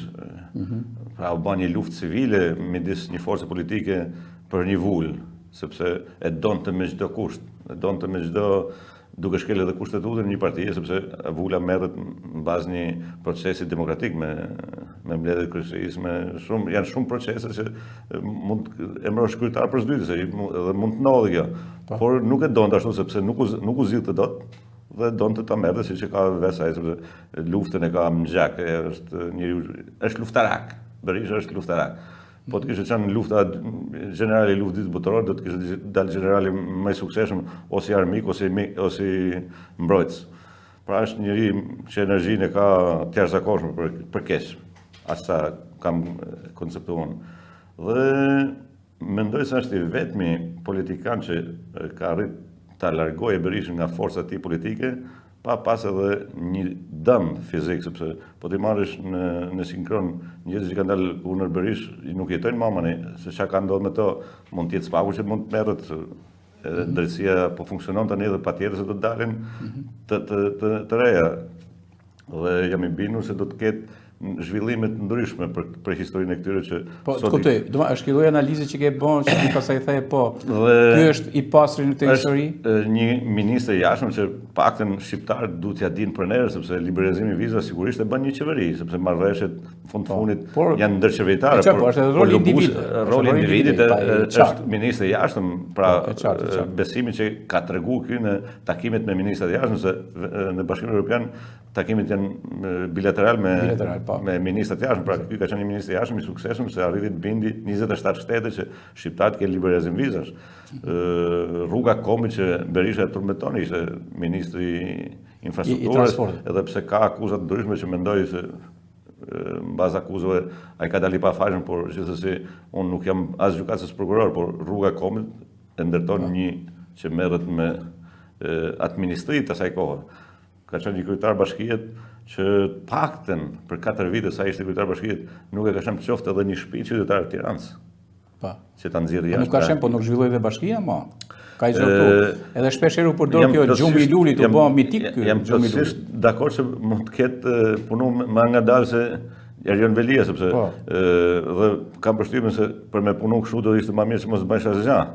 Sepse ta betonoj ti ke qenë në Tiranë dhe jam plotësisht i bindur se ç'a ndodh tani për me shku deri te Zoguziti për 20 minuta, nga Zoguziti për Qenë që janë 2 kilometër bën një orë. Unë perceptoj dhe anën e mirë gjërës që është bë, urbanizimi, edhe anën tjetër të betonizimit që është një katastrofë. Janë dy anë të medaljes. Dy medalje që janë bërë pa kriterë, sepse do të ndërtosh një qytet, ti duhet të kesh urbanistik të jashtëzakonshëm në një bashki. Dhe ka studio të jashtëzakonshëm bota, se mund të marrim Barcelonën, që po ta shohësh Barcelonën nga sipër është një dizajn duket si kartolinë, pikturë. Merr Lombardin, merr Romën, dikush i ka ndërtuar këto projekte, dhe patjetër se mund të ishin kopjuar ose marrë një studio për të ndërtuar një qytet, sepse Dhe mendoj se kjo ka qenë edhe frenimi e tij, sepse betonizimi nuk është i harshëm për një qytet. Mirë, okay, që trima dy politik. Domethënë parimi jot ka qenë kjo, të zgjedh më të mirin këqit, ka qenë si ide që të futesh në politikë. Të zgjedh më të suksesshëm në këtë rast. Dhe takimi me Bashën, unë kam pas disa takime në fakt, po i kam pas si kundërshtar politik takimet. Dhe takimi me Bashën ka qenë me të vërtet konstruktiv kur jemi taku Milano, dhe duke qenë se unë jam kryetari i forcës politike dhe është një marrëveshje bilaterale, nuk është se unë jam i dorëzuar Bashës. Kemi një marrëveshje personale midis dy forcave politike, Bashkimit Demokracian që jam unë kryetari dhe zoti Basha. Dhe ka qenë dakord me ato që konceptoj unë për qarkun tim. Mirë, okay, bukur. Dakord. Tani, unë kam pa një shtarshe. Një shtarshe, me thënë drejten, që t'jem korrekt dhe t'jem i vërtet, me atë të pakën si e konceptoj unë, është një shtarshe interesante, një format interesant, një format bindës, si që është ke ju, ku jeni me koalicionin, por është edhe ke biles partitë e vogla i kanë sjellë to, formate interesante, formate mbushamense, është një përzgjedhje shumë interesant kjo.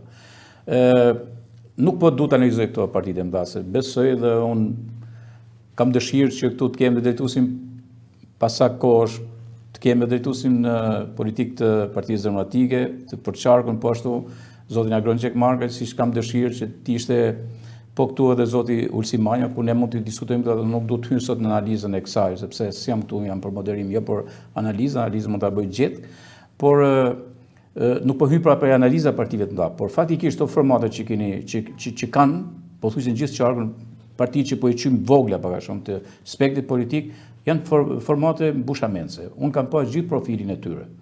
Dhe amesa duke kanë më lehtë. A nuk e di se si është kjo punë, por ai format që keni sjellë ju është interesant. Nuk e di se kush e ka zgjedh, nuk e di se e keni zgjedh, a janë gjëra që keni rënë ide krejt bashkë? Është bërë një kompromis me qytetarët, duke marrë edhe mendimin e shumë njerëzve të qarkut, sepse ti nuk mund vendosësh do marr këtë si individ se më pëlqen mua. Unë do marr njerëz që pëlqehet për një qytet, për qarkun. Unë mendoj se hynë njerëz që për qarkun nuk e kam një CV që mos t'jemi pëlqyer, apo kolegët mi. Po, edhe kolegët, po thëmë pari, po thëmë kolegët. Edhe kolegët. Kjo demonstron se në këto 33 vite, dy forcë politike nuk e kanë përdorur këtë stil, sepse Agron Gjekmarka s'ka çfarë do në lejë, sepse do të thotë se nësa janë 84 burra gra mirditore, që ti thu janë njerëz me CV të rëndësishme, Gjekmarka s'ka pse vje këtu, pra Partia Demokratike mund të kishte zgjedhë i mirditor, apo i Lezhjan, apo i Kurbinas, jo ta bjem nga Malizi në Shqipëri, në Lezhë, një Jabanxhiu, unë s'jam kundër Jabanxhiu, sepse Jabanxhit janë të mirë pritur, ne lamë edhe një si mirëditor, lamë edhe një vakt buk për ta prit mirë Jabanxhiu. E qartë kjo, se kjo është pak shumë, po sepse drejtuesi politik është drejtues politik, pastaj ti nuk mund ta realizosh, mund të vijë edhe nga Saranda të vijë drejtues politik. Pastaj varet si e shef drejtuesi kryesor, lideri kryesor. Jo, drejtuesi kryesor është sepse e ka të palekundur pashtu kurrizor dhe kaq janë urdhër si urdhër, janë nën diktat, kanë nga Tirana. Qarku du të ketë njerëzit e vetë, po ato që fituan primaret, sot nuk janë as në lista një pjesë e tyre. Sepse si që tha, para primarëve tha, qytetarët vendosin, ne do të japim kandidatën që vendos, zoti Berisha. Por ditën që marrim primarët tha, ne do të marrim parin, tha, ta qojmë të funit, marrim të parin. Edhe e bëni. Do më sipas ti s'ka pas konsistencë. Absolutisht, po se ka pas kur. Do liderët kryesorë se kanë konsistencë. Absolutisht. Se kanë pas në 33 vite, kanë mësuar njerëzit që janë servil 24 garash dhe pashtu kurrizore. Pra kjo është fakti që ky format i juaj është i pranueshëm në komunitet? Dhe zgjedhja e kandidatëve të koalicionit euroatlantik është marrë nga një CV që njerëzit kanë thënë po ja vlen. Po ja vlen që zoti Ushi, po ja vlen që zoti Deda, po ja vlen që zoti Nikolla, po ja Prenga, dy gra që janë të mrekullueshëm, një profesoresh e Kurbinit dhe një juriste e Shëngjinit, pra ja vlen këta kandidat të jenë në lista. Dhe lista jonë do të jetë një surprizë me 11 maj. Sa takime keni bën deri tani? Ne kemi bën paktën në këto 10 ditë që ka fushat, sepse që dini ka fillu fushata, sepse Berisha ka bënë takime tash 33 vite se kanë alkur takimet e. Por ne që kemi fillu fushatën me datat e që jep kodi zgjedhor, kemi bërë mbi 30 takime. Mbi 30 takime kemi bërë gjithandej Kurbin, Mirdit, Lezhë, edhe Milano dhe e ke bërë edhe jashtë. Pra për votën e emigracionit. Pra ne kemi bërë takime me të vërtet suksesshme dhe po t'i shohësh pritemi me të vërtet si një ngjarje veçantë për herë të parë, sepse listat e hapura të japin mundësinë që ti jo të votosh, po të zgjedhësh. Këto kanë 33 vite që votojnë. Ne votoshëm në kod partisë punës, në orën 9 ishte 99% dhe s'u kuptonte kush është dhe kush hyri, kush doli. E njëjta gjë po ndodh këto, sepse ne kemi lista të mbyllura për dy forca politike. Janë mbyllur në një çak, sepse unë po të marr Olsimanjan. Unë të garantoj se po të ishte Olsimanjan listat hapura, vetëm votën e Pirinajut do merrte. Sepse është një individ që është ministri i drejtësisë në një vend ku s'ka drejtësi. Ministri një qeverie që ka gjysmën e kryeministrave në Burg, një zëvendës kryeminist në Rati dhe zëvendës kryeministën që është sot Balluku, që është drejt Burgut sepse është ja hap dosja 3 në SPAK para 3 ditësh. Pra, lista juaj është listë e hapur. Absolutisht e hapur 100%. Pra, ne kemi 7 kandidatë që jemi listat të hapur, që jemi të gjithë, po jemi të gjithë të bashkuar, nuk kemi një po e qartë. Një urrejtje se nuk ka bryla domosdoshmë. Nuk kemi bryla. Se këto informacione ti mendon se ka bryla, se kush dalë si dalë. Unë plotësisht e biem se nëse do më pëlqej dikush Eduard Nocin, do votoj Eduard Nocin sepse s'ka shanse që t'i japi dikujt tjetër. Po e qartë. Kjo është mund të ndroje. Deri në momentin që vinë këto parti të mëdha, më edhe t'i blejnë, sepse këto kanë dalë në treg me mënyra të ndryshme, i kërcënojnë me vende pune, i kërcënojnë me... Sa e ke thënë dikur ti deputet e Millit, thasit Millit. Është saktë sepse një pjesë e mirë e tyre janë deputet Milli, Bukë dhe Milli, që përdor kryeministi. Janë dy lloj deputetësh në Parlamentin e Shqipërisë. Shiko, Edi, unë me qenë se për që kinë qenë 30 takime e tjerë më radhë, me thënë drejtë unë kam pa edhe i gjë tjetër, e kam të gjë që shoh pak a shumë mënyra se si kurohet një takim. Si kurohet, pastaj kam parë që përgjithsisht për fat keq në këtë fushat është duke munguar fjala. Edhe do më thush pak pastaj ti për fjalën, do flasim pak për fjalën. Çfarë i përcjell Lezhës, çfarë i përcjell Kurbinit, çfarë i përcjell ti ju si formacion pra si koalicion Mirditës. Por duke tani shikuesit të ndjekin një moment që unë besoj nga momentet e takimit më interesante ka qenë vendlinje. Manati. A keni bën Manati? Po. A erdhën këtë fshatar tuaj aty? Gjithë bashkëtarët. Edhe janë projektin ato gjithë, Dhe gjithë fiset e fshatit tim ishin prezent në takimin tim dhe të thash edhe në kafe, isha me të vërtet emocionuar sepse kam paktën emocion tani para kamerës, s'kam më para qytetarëve. Sepse duke takuar me mirë, por atë natë me të vërtet isha emocionuar. Sepse fshati u qumë kam për djalin e tij. Dhe e kemi bën ndër vit, në fakt, ne si fshat, sepse fshati Manati është një nga fshatet më të rëndësishëm qarku të Lezhës. Por po ta marrësh në thelb është më rëndësishëm në Republikë, sepse kanë nxjerrë disa deputet. Kemi një shkriptar që është zakonshëm, që është Pres Zogu, që është edhe kolegi joti, patjetër, sepse patjetër, edhe miku im i hershëm. Kemi një piktor që është zakonshëm, që është Pashpërvati. Kemi një ambasador, një diplomat me një karrierë të jashtëzakonshme që është më i mirë në Republikën e Shqipërisë, që është zoti Llashkola. Palloguet, pastaj deputet që kemi dalë nga ky fshat, që kur isha deputet, ishte i vetmi fshat që kishte 2 deputet në Parlamentin e Republikës së Shqipërisë, ishte mund dhe zoti Gadeli, i ndjeri zoti Gadeli, pra. I bindur se ky fshat ka pas dhe do ketë një harmoni që vota mos shkoje jashtë. Shumë faleminderit që ma solle këtë, ndërkohë që ne të ndjekim pak një kronik që më pëlqeu shumë edhe mënyra, po ta shihni domethënë ajo ana estetike, se ky është piktor, s'ka se si, e di që ndikon te takimit tuaj edhe sy i piktorit, dakor? Dhe shihni për shembull se si e ka organizuar aty, fjalë që janë fol ashtu, gjithë pjarje që është bërë aty, është interesant. Shkojmë më Manati me takimin e Edit, me grupin e vet atje, me qytetarët e asaj zone.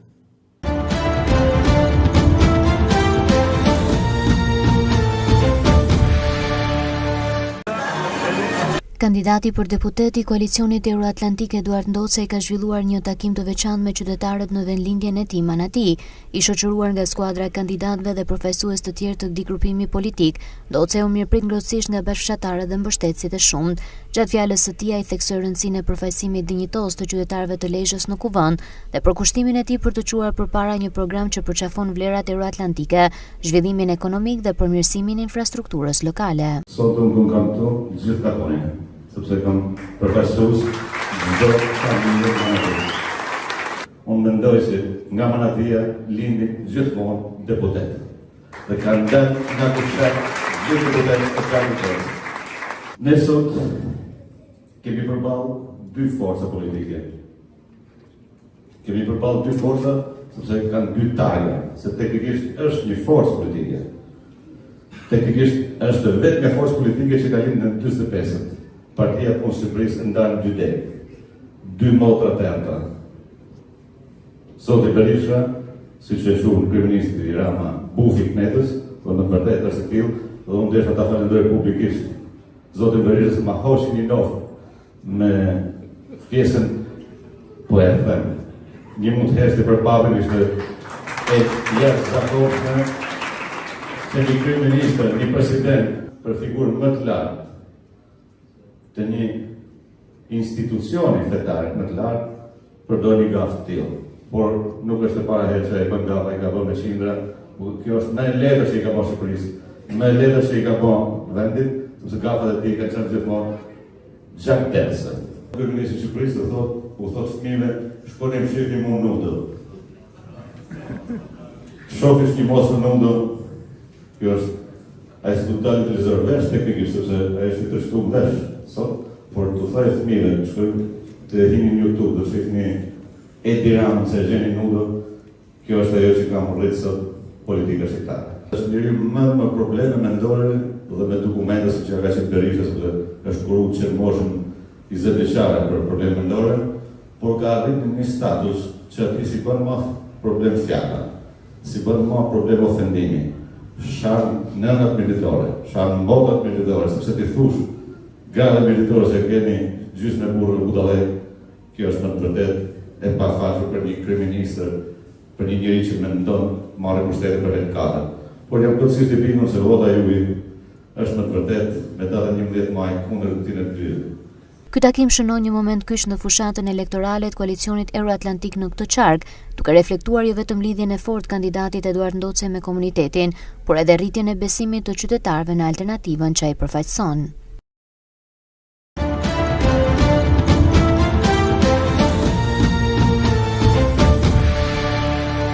Mirë, rikthehemi pas takimit të Manatis, edhe unë e përjetova mirë, me thënë drejtën e, më pëlqeu mënyra se kështu. Kështu ka qenë, ky lloj modeli ka qenë gjithandej? Absolutisht, kemi pas një takim të jashtëzakonshëm në Trench. Në Trench, po, tjetër punë? Kemi pas dy takime të jashtëzakonshëm në Rubik, sepse një kemi bërë në Bram, që na kanë prit me të vërtet, ato pak njerëz bërën edhe i batut në takim Bram, se mora 2000 fletushka për të shpërndarë një ditë para një javë në Rubik, dhe unë takova vetëm 7 vetë. Po. Dhe kjo ishte trishtueshme, të them sinqerisht, sepse u sjolla nga fillimi në fund të Rubikut, ishte ora 3 masditës, ishin 7 njerëz, një 6 çuna të ri dhe një pastruese të një lokali në hyrje të Rubikut. Pra, si ishte askush në rrugë, që Rubiku ka qenë një në qytetet më vitale të Republikës Shqipërisë. Dolim tek një pikë që është shumë e rëndësishme. Edi, unë nga sa kam ndjek deri tani, nuk ceket problemi. Dhe jo vetëm që nuk ka opsionin e zhvillimit, po të pak në të cekish të thush këtë gjanë. Do më njëri krah që thot në mënyrë simbolike se kështu ne do marrim pasaportin europiane, do marrim kështu njëherë tjetër, dhe në fakt pasaportin europian atëherë duhet të marr pasaportin e buksat, që janë shumë e rëndësishme kjo.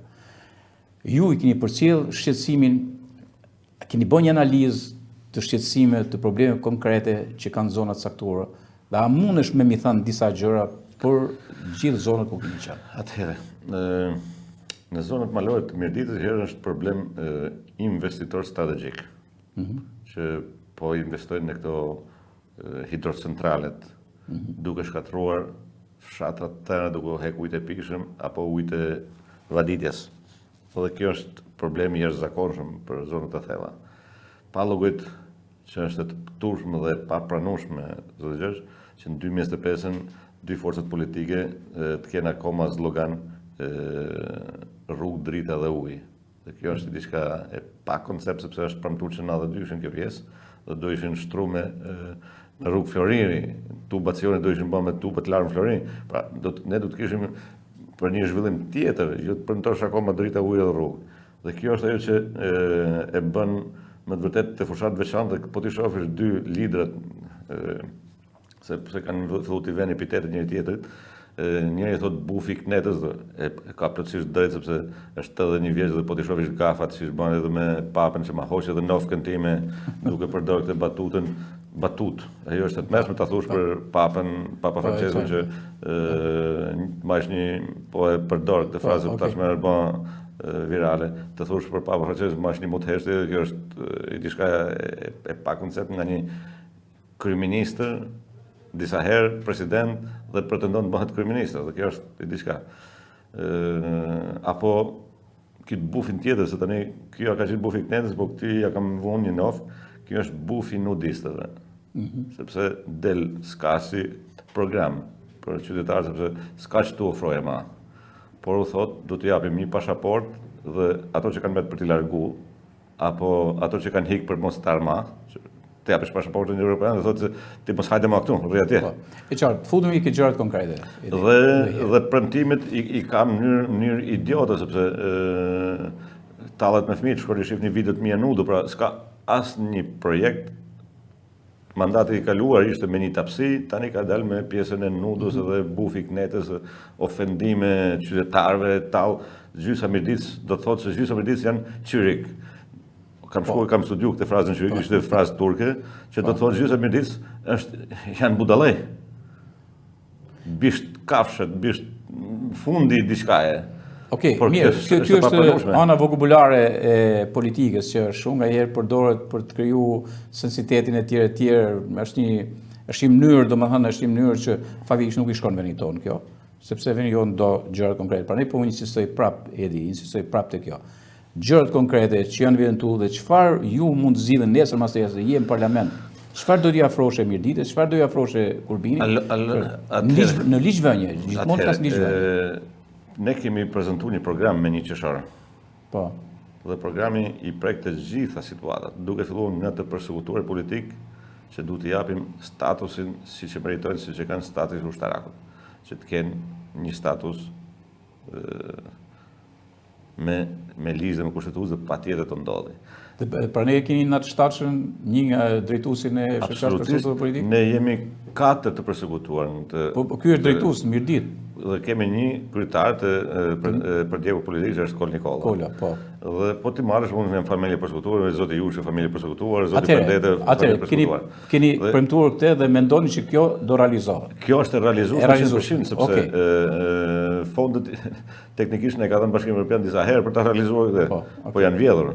Dhe për këtë arsye Bashkimi Evropian e ka mbyllur rubinetin. Pra që të migjojnë përsekutuar politik, ju i afroni këtë. Absolutisht. Të dëm shpërblehen që në gjenezë dhe jo siç po i japin me keste, çdo i përsekutuar politik apo i pushkatuar, por jo vetëm të dëm shpërblehen, tu kthehen edhe pasuritë e konfiskuara, që është prona, sepse çdo i përsekutuar është bërë sepse i është përsekutuar dhe prona private, tokat. Disa familje kanë qenë të pasura në Florinë, janë sekuestruar, janë të dokumentuar që janë marrë kaq monedha Florinë, kaq kilograma apo kaq dhe t'i kthehen ato. Okej, e qartë për te. Vazhdojmë këtë tjetra. Prona private, Gjergj. Nuk mund funksionojë një demokraci nëse prona private nuk shkon te Zoti. Nuk konceptohet. Toka duhet ta ketë ai që punon. Sepse kjo është një koncept stalinist, pra një koncept komunist. Pra toka do të shkojë tek pronari. Atëherë flasim për tokët, cilët janë të punësura, të punora, punohen e tjerë, flasim për tokën në pjesën e ulësirës, e me radhë, se pjesa lartë në male, ajo tokë ashtë ke pronari, po nuk punohet ma. Domthon në dy gjëra si keni menduar këtë? Një herë çdo pronar duhet të ketë certifikatin e tokës vetë. Po, okay. Dhe kjo s'mund të ndodhi se 70% është një në ligjet më katastrofike të pronës private. Dhe ky duhet të anullohet absolutisht që të ndërtohet një sistem. do të ketë një problem të jashtëzakonshëm sepse ndërtimet katrahuçe në madhe, njerëzit që kanë ndërtuar nëpër toka do të jetë e vështirë që ti spostosh, por shteti ka toka të lira dhe aty ku janë të zana t'u jepen kompensime në bazë të tregut, siç është shef tregu. Dhe t'u jepen kompensimet, dëmshpërblimet këtyre pronarëve në këto 33 vite që është kjo mohuar drejta e pronës tyre. Në përgjigje që ne ka familje që janë në përgjigje tash 30 vite, t'u kthehen këto dëme që këto qytetarë i kanë për të marrë pronën e tyre që e kanë të lishme në një demokraci që ne duhet të themi Bashkimin Evropian.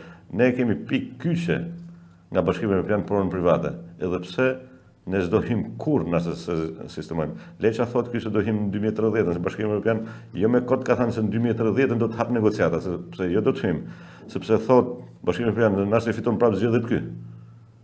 Edhe 4 vite ne s'do him, se zgjedhjet do i kemi në 2029. Bashkimi Evropian ka menduar në ka këtë projekt, se nëse shqiptarët me të vërtet do të tregojnë qyrik si të thotë ai, dhe japin votën këtij qyriku, se qyrik me qyrik s'kan pas historia si kryeministër, me të vërtet Bashkimi Evropian ne do të na mbylli derën me datën 12. Dhe për 4 vite ti s'ke shanse, pra të ka lënë datën e fillimit të negociatave 2030. Dhe s'është rastësishme kjo zotëgjesh. Po, okay, e qartë kjo. Vazhdojmë me pjesën tjetër, përmendje edhe pronar. Vazhdojmë pra ligjvënësi që del nga formacioni juaj, pra nga koalicioni juaj. Çfarë ofron tjetër përveç tyre? Çfarë në ligjvënie gjithmonë flas, pra këto keni taksa shes biznesit. Okej, morëm shkrim të biznesit. Okej. Taksa shes. Çfarë keni ju? Se arma tjetër mas pronës private është biznesi që bën zhvillim ekonomik. Sepse taksa shes 9%. E taksës që është një në pikat më rëndësishme, sepse aty krijohen vende pune, aty jep frymë biznesi që të ndërtojë pak ekonomi dhe të krijojë vende pune.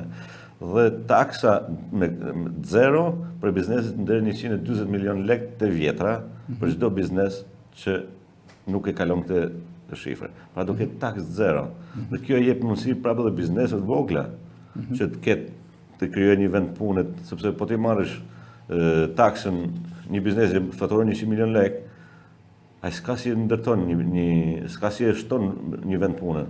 Po t'ja lash të taksë, patjetër se ai do zmadhojë biznesin, patjetër që do punojë pra ndërton më shumë vende pune. Pra biznesi është arma për zhvillimin ekonomik, qoftë në biznes industrial, vogël, artizanal, qoftë në bujqësi, qoftë në blegtori, sepse edhe ato janë biznese që sot taksohen.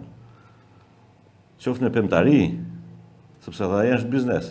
Pra kjo është një në pikat kyçe 360 gradë, sepse Çarkullesh ka turizëm, bujqësi, blegtori dhe pemtari. Kjo është manifaturë është shumë e vogël.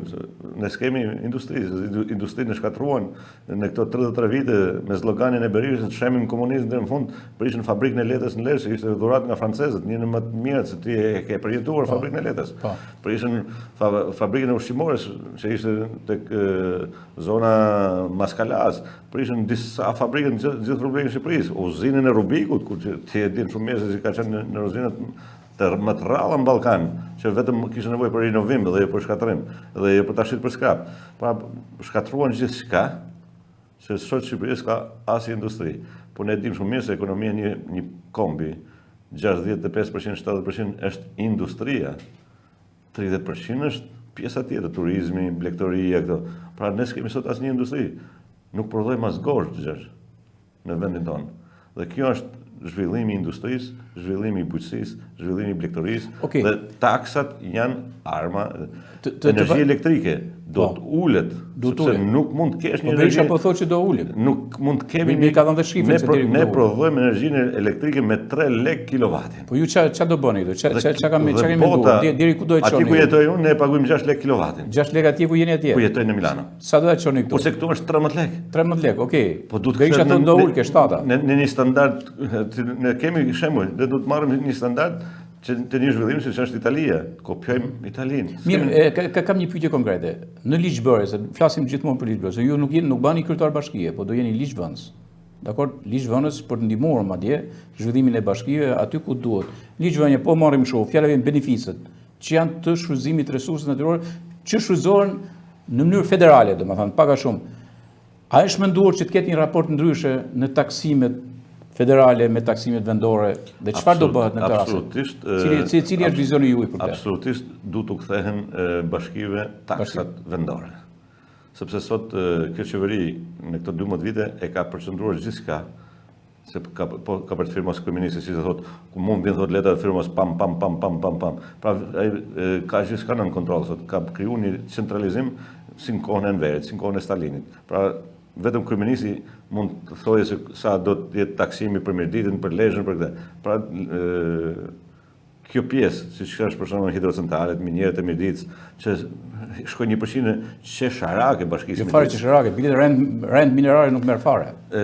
Po edhe ato që merren mineralet e çmura shkojnë prej aty me kompaninë turke. Taksimi i këtyre minierave dhe këtyre vendeve që thashë dhe hidrocentrali, i qafmollës, që s'merr asnjë cent bashkia. Jo ka një taks, po e taks shumë e vogël, mas qesharake, realisht është qesharake. 2-3 milion lekë në vit. Jo, kaq është një shumë më e madhe, por është prapse atë që fiton ajo është 80 sa përqind e merr shteti. Po. Dhe asaj zone nuk i sjell asnjë investim. Pra këto taksa duhet i kthehen bashkive siç kanë qenë, siç e ka bota. Okej, kjo është një pikat kyçe të programit tonë që taksat e projekteve të madhore që janë në për bashkitë ku ne jemi kandidat paktën, por unë mendoj se këtë probleme ka gjithë Shqipëria. Okej, ke edhe ndonjë gjë tjetër para se shkoj dy pyetjet e fundit në këtë sensin e kapjes problemeve të tjera jetike, shëndetësia e tjera me radhë. Që ne kemi shëndetësi fare, plasën për shëndetësi dhe të shkosh te spitali dhe të zgjen serum dhe të zgjen shëringa, kjo është e pafalshme. Pra shëndetësia duhet i kthehet që qytetari me të vërtetë ta marrë këtë shërbim. Është e papranueshme që të mund të thush shëndetësia është falas. Sepse diçka do paguajë qytetari, por teknikisht qytetari e paguan, po paguan vdekjen sepse shkon aty dhe ka për të dalë smur me ilaçe. Dhe kjo është e tmerrshme. Këto farmacinë që në bën rrogu spitale, kjo është e papranueshme, nuk ka asnjë vend në botë farmacinë spitale. Okej, marrim një gjë tjetër tani. Po. Arsimi është i diçka me të vërtetë, se unë pash një emision tek Fix Fire natë që ishte në klasë të 5 në Nxansi dhe s'dinte të lexonte. Dhe kjo është profesionalizmi që i mungon Arsimit. Njerëzit që me të vërtetë jo patronazhistë që kanë një diplomë bleme, që mësues në një shkollë. Ka kriter të jesh mësuesi i një fëmije që nga klasa e parë. Se kjo është pika kyçe, Arsimi. Tani kam edhe një gjë tjetër që në lidhje me nesër pas nesër Eduard Nosi, edhe kolegët e vet, në kolegë tjerë, po është deputet i zonës. Cila do të jetë marrëdhënia me kryetarët e bashkive? Sepse për shembull këtu në Lezhë ke kryetarin që është i Majt, këtu është i djathtë në Mirdit edhe i Majt po në kështu.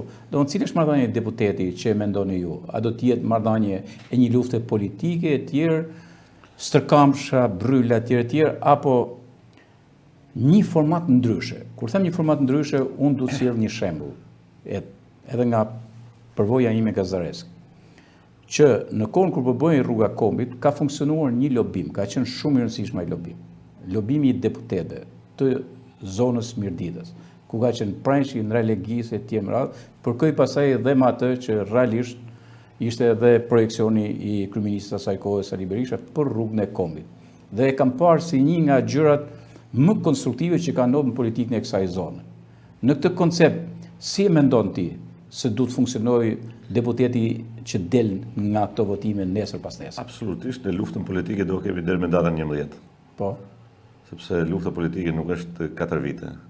Lufta politike është kush të fitojë zgjedhjet, dhe ne jemi të bindur se do i fitojmë këto zgjedhje dhe do jemi shtet formues koalicioni Euro-Atlantik, sepse asnjë forcë politike s'do ketë mundësinë, duke qenë se kandidatët janë me mira në gjithë Republikën e Shqipërisë, po jemi mbi 90 në qarkullin e Lezhë. Dhe votat do shpërndahet. Dhe do kemi forca të reja politike në Parlamentin e Republikës së Shqipërisë. Dhe unë e konceptoj politikën dhe patjetër se forca jonë politike do të jetë se lufta është deri me 11 maj. Sepse me datën 12 ne do të shohim konceptin e ndërtimit të pushtetit vendor, pushtetit qendror, të arsimit, pensionistët që është një ndër pikat kyçe sepse sot Shqipëria është me plagur se çdo sepse kanë hik rinia. Do më keni ndonjë projekt interesant për pensionistët? Absolutisht, pensionistët do të kenë pensionin e minimumit jetik që është i bazuar që 400 euro. Me këtë rast e keni dhe për mua. Absolutisht po, sepse është e papranueshme që sot një pensionist minimumin jetik nuk e çon në shtëpi. Pensionistët do të kenë ilaçet sepse janë një pjesë e mirë e ilaçeve që janë të detyrueshme për moshat e treta që nuk i kanë të rimbursuar, po ilaçet do të jenë të rimbursuar me 100%. Dhe ne kemi një program për pensionistët, ilaçet do të jenë të rimbursuar me 100%, sepse ja kemi borxh këtij në brezave, një diçka të tillë, se kanë dhënë 40 vjet punë, 35 vjet punë, njerëz që kanë sakrifikuar gjithçka që në kohën e komunizmit për të pas të benefit. Dhe jo më hojnë në mënyrë spektakolare, sepse kryeministri i Shqipërisë bën ligjin dhe ngrin me 100% rrogën e një deputeti, të një ministri, të një kryetari bashkie, të njerëzve që edhe unë mendoj se është drejt që të rritet rroga dhe atyre, sepse një deputet që bën një rrogë mirë, paktën mos të ketë idenë e korruptimit, sepse kjo është edhe ideja e botës që i paguajnë politikanët me një rrogë që të ketë një jetesë dinjitoze, por du ta ketë edhe populli. Po. Okej, atëherë do të thënë, nesër pas nesër me dalë lidhi, kryetarët e bashkisë do gjejnë ligjvënësin në krah tyre. Nuk i kemi, nuk ka armiqsh në politikë. Okej. Në politikë ka bashkëpunim sepse Bashkia e Lezhë do jetë majt me qeverisën tonë, patjetër sepse kemi zotin Ndreu edhe pse është një politikan që unë se kam pëlqyer kurrë dhe është abuzim në atë detyrë, por desa qytetarët e Lezhës kanë zgjedhur, ai do të shërbehet si bashkia e një force politike djathtë, apo të qendrës, apo të çamve, apo të krahinave që janë këto minoritare. Pra s'ka lidhje. Qeveria nuk ka një qeveri që bën diskriminim, pasi merr pushtetin, do thotë se ajo s'është qeveria, është kriminale. Dhe këtë e kanë bërë shumë e vërtetë. Dhe këtë e kanë bërë për 33 vite, e kanë bërë sistematikisht. Sa herë ndodhin rotacione, ne marrim Bashkinë e Mirditës që si sjell asnjë fond. Kryeministri Rama sepse thotë ka fituar e djatha. Po e kanë fituar qytetarët, kanë menduar se është më mirë se ai kandidati që kishte. Nuk është as pak normale. Po s'është normale, është kriminale. Po, e qartë. Është kriminale dhe këto nuk e kanë pas problem të krijojnë këtë lloj konfliktesh. Okej, të mos hyjmë se është temë vete, dakord, është temë vete. Tani, pyetja fundit që kam unë. Tani, ti thut ndodh rotacion. Tash këtë do kishe dëshirë me fitoj Rama apo të fitoj Berisha? Për cilin jeti? Unë do ju kërkoj qytetarëve të Republikës së Shqipërisë që të fitojnë ato. Mirë qytetar, po është pak më praktike kjo. Dhe kanë për herë të parë një mundësi që të zgjedhin dhe jo të votojnë. Jam e qartë, po votojnë koalicion numër 4 që mos fitojnë asnjëani. Unë dëshira ime është Dakor, kjo është gjë tjetër. E don fiks dëshirën time personale. Po. Dëshira ime personale është që zoti Rama dhe zoti Berisha të jenë këtë 313 milimetën. Dhe kjo është dëshira e çdo shqiptari, unë mendoj sonte. Po mirë, votuesi është ndryshe tani, votuesi po ndryshe. Nëse ti Eduard Noci do të ke një vot, je në parlament ke një vot. Edhe po supozojmë ka 70 Edi Rama, edhe janë 69 Berisha me gjithë enturazhin tjerë të koalicionit tjerë me radhë, dhe i duhet një vot, ti do ta jepsh programën votën? Ajo që do të ndodhi. Që të bësh 71-shin. Ajo që do të ndodhi dhe ajo që po them do bëj. Po. Me 12 maj, nëse unë do jem deputet i Republikës së Shqipërisë, do shpresoj që qytetarët e qarkullesht ma japin të mundësi, sepse mendoj se kam çatu shërbej këtu në qytetar, kam mundësi të shërbej sepse po u shërbej me mia qytetarëve në Itali, qoftë italian, qoftë edhe shqiptar. Absolutisht. 30.000 njerëz që kanë ndiku ky gjatë punës atje si për Mars. Dhe jam i bindur se kam, sepse kaq do jetë votuesit pak a shumë në këtë çak se kanë hikë gjithë. Po, mu përgjigj drejt për drejt sa. Dhe ajo që do të ndodhi me 12 maj, Gjergj, nëse do jetë vota ime definitive. Po pra, jo, është ajo do të ketë. Ne do shkojmë zgjedhje para kohshme, sepse s'do bëj një marrëveshje as me njërin, as me tjetrin, sepse po të ishte e tillë, unë i kam pas oferta, qoftë me njërin, qoftë me tjetrin, me çan listat tyre.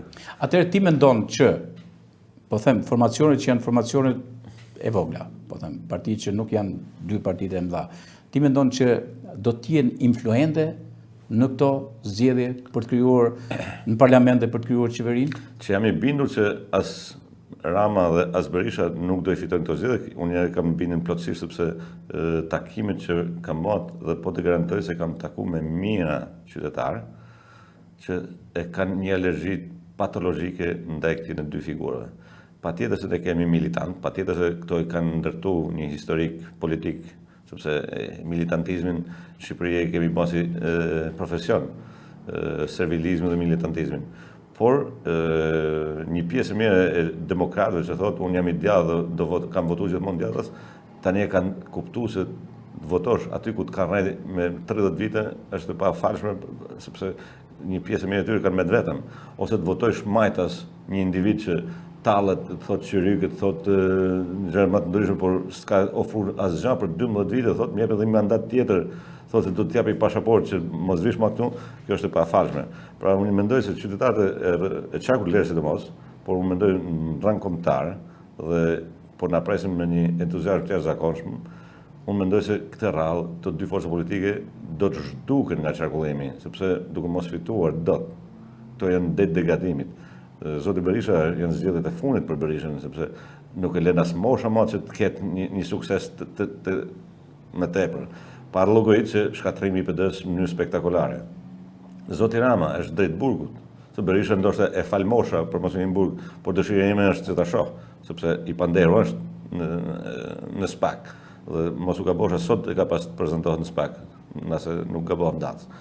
Dhe po shkon me një në kam, sepse duke mos zbatu kushtetutën, e mbajtën 12 muaj në rreshpije, sepse nuk jem mbi ligjin, nuk jem mbi kushtetutën. Okej, me pak fjalë, është duke ardhur një frymë e re politike në Shqipëri. Absolutisht. Përfundimisht sipas teje. Absolutisht, po vjen një frymë e re politike, dhe një stil tjetër politik, që ti të kesh kandidatët që ti zgjedhësh, jo ti kesh katapultuar, jo ti kesh listat mbyllura. Pra, kjo është stili që botat e qytetarëve ka hes përpara.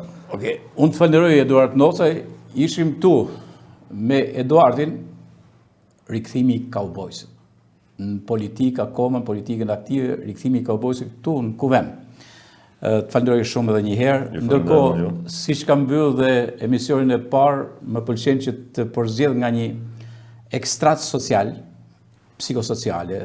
Herën e parë patëm fenomenin e kolektivitetit, nga një herë gati histerik, që janë formatet e talk show të famshme që bëhen reality show, që patëm radhë e parë, unë kësaj radhe kam zgjedhur mend apo shkarpa.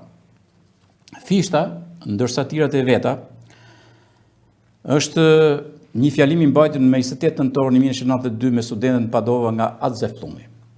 Dhe thot, e paraqit sikur Zoti pati dhimbje për Shqipërinë, pati dhimbje nga se e pa që kishte mbet mbrapa gjithë vendet e tjera e gjithë popujve të tjerë.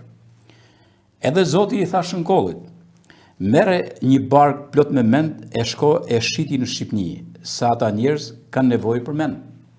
Mirë po kur mbriti shënkolli në Shqipëni dhe filloi me dhan mend, me nda dije e libra, në atë kohë djalli, armiku I Shqipënisë, e pa se shqiptarët po I dalin dore dhe nisi me njëherë një bark me kpucë, me shkarpa, me zhele e me rrecka, e shqiptarët e lanë barkën e shënkollit, që ishte plot mend e u turën të shkarpat tek zhelet. E kështu ne vazhdojmë gjithnjë, në padije, në mjerim, me na kja gjithkush. Çfarë ka bërë Mrizi Zanove me stafin e vet? Një eksperiment social që duket se ka një ndryshim sot në kohët e sotme, e keni mu para obeliskut të Beslidhjes këtu në Lezhë. Ndiqni këtë dhe këtu mbyllim edhe emisionin në kuvend në Akrolis TV. Nga unë Gjergj Marko.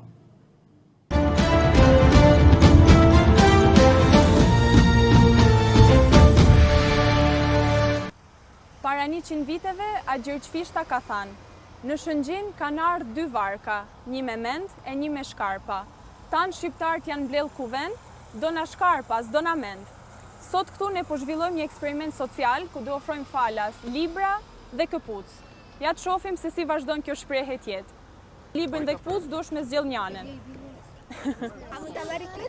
Po patjetër, nuk don këpucët, ë? Ai pa dhe këpucët. Ju janë falas. Mirupafshim. Faleminderit. Librin? E sigurt? A i pave këpucët apo jo? Jo, nuk i duke. Okej, e gëzosh. Shumë. Mirupafshim. Okej, faleminderit goca. Rezultati tani është premtues. Na kanë ngel vetëm 2 libra dhe 5 palë këpucë. Merri palë këpucë ma mirë. Së një palë. Ja, marr librin. Okej. Po, se ka ma t'nip që në vogël. Librin qem t'u ik shtëpi. I gëzosh. Faleminderit, i gëzosh. Mirupafshim. Gja, vetëm unë është me zgjell njënën, jo të dyja. E gëzosh. Faleminderit. Si përfundim, librat mbaruan para dhe na mbetën edhe 2 palë këpucë. Ky eksperiment na vërtetoi që 100 vite më vonë, gjanat kanë filluar me ndryshu për mirë.